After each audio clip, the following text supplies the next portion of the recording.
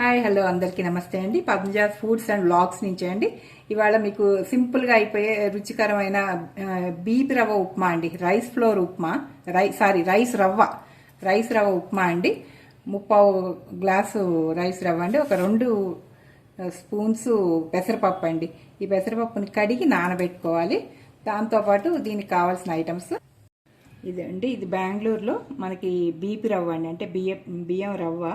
ఇలా అక్కి తారి అని దొరుకుతుందండి, తీసుకోవచ్చు. ఈ రవ్వే నేను తీసుకున్నానండి, బీపీ రవ్వ, బియ్యంతో చేసిన రవ్వ అండి. 1 స్పూను మినపప్పు అండి, 3/4 స్పూన్ ఆవాలు, 1 స్పూను పచ్చిశనగపప్పు అండి, కరివేపాకు, కొంచెం చిల్లీస్ అండి, ఎండుమిరపకాయలు, తురిమి పెట్టుకున్న అల్లం అండి. ఇంతే. ఈ సింపుల్ ఇంగ్రీడియంట్స్తో మనకి బీపీ రవ్వ ఉప్మా అయిపోతుందండి. ఇదొక టేబుల్ స్పూన్ అనుకోండి, టేబుల్ స్పూన్ కానీ తక్కువైనా వేసుకోవచ్చు. ఈ పెసరపప్పునండి 2 సార్లు కడిగేసి ఒక 10 మినిట్స్ నానబెట్టుకోండి. అప్పుడు మనకి తొందరగా రుచిగా ఉప్మా బాగుంటుందండి. ఇప్పుడు ఈ కళాయి వేడెక్కిందండి.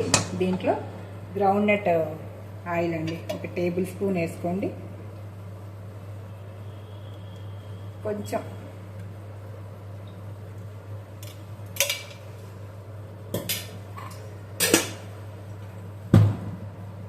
వేడెక్కిందండి.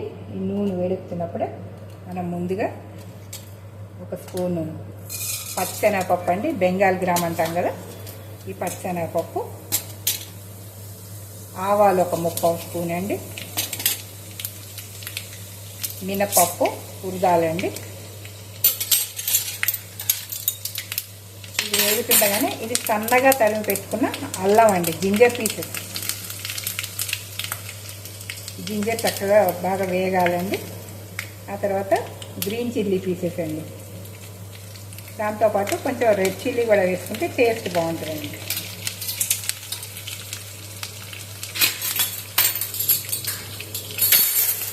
ఇప్పుడే ఈ కడిగి పెట్టుకున్న కరివేపాకు అండి.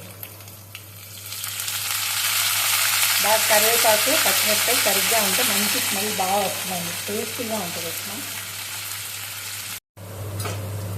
ఒకసారి బాగా కలిగి తిప్పుకున్నాక 3/4 గ్లాసు రవ్వకండి 2.5 గ్లాసులు నీళ్ళు, 1 2 2.5 నీళ్ళు కాగుతుండగానే ఉప్పు వేసుకున్నామండి. నీళ్ళు వేగుతుండగానే ఉప్పు వేసుకోండి. దీని మీద మూత పెట్టుకుంటే నీళ్ళు తొందరగా కాగిపోతాయండి. అప్పుడు రవ్వ వేసుకోవచ్చు. అలాగే పెసరపప్పు చెప్పాను కదండి, పెసరపప్పు కడిగి నానబెట్టుకున్నానండి. ఇప్పుడు ఈ నీళ్లు తీసేసి ఓన్లీ ఈ ఎసరు కాగాక పెసరపప్పు వేసుకున్నాను. కడిగి నానబెట్టుకున్నానండి 10 నిమిషాలు. నీరు చక్కగా బాయిల్ అయిపోయిందండి. ఇప్పుడు ఈ కడిగి నానబెట్టుకున్న పెసరపప్పు ఉంటుంది కదండి, అది ఇందులో వేసేస్తున్నామండి.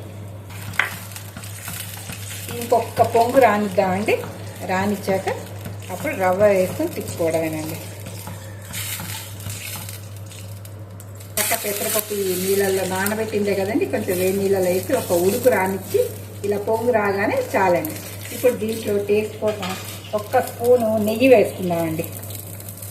1 స్పూన్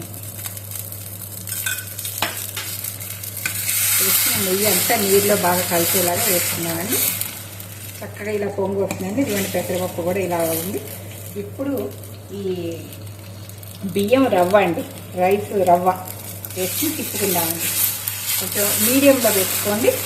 కొంచెం ఇలా వేసుకుంటూ ఉండకట్టకుండా తిప్పుకోవాలన్నమాట.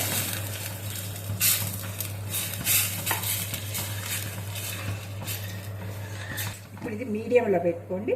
ఇప్పుడు రవ్వ చక్కగా బాగా ఉడుకుతుందండి. చక్కటి గమగమైన వాసన వస్తుందండి. మనకి జ్వరం వచ్చినప్పుడు, తొందరగా మనం రైస్ కూరలు చేసుకోలేనప్పుడు ఇలాంటి సింపుల్గా చేసుకొని తింటే పొట్ట ఫుల్ అవుతుంది, నోటికి మంచి రుచికరంగా ఉంటుందండి. ఇప్పుడు కొంచెం మీడియంలో పెట్టుకుని దీని మీద మూత పెట్టండి. అప్పుడు అది చక్కగా ఉడుకుతుందండి. ఇప్పుడు మూత తీసి చూద్దామని కొత్తలు ఆడుతున్నాను. కొత్తలు ఆడుతుంటే ఇంకొకసారి తిప్పేసి కొంచెం పెసరపప్పు, ఉప్పు అన్నీ శుభ్రంగా పట్టేలాగా తిప్పి మూత పెట్టేద్దామండి ఇంకొకసారి.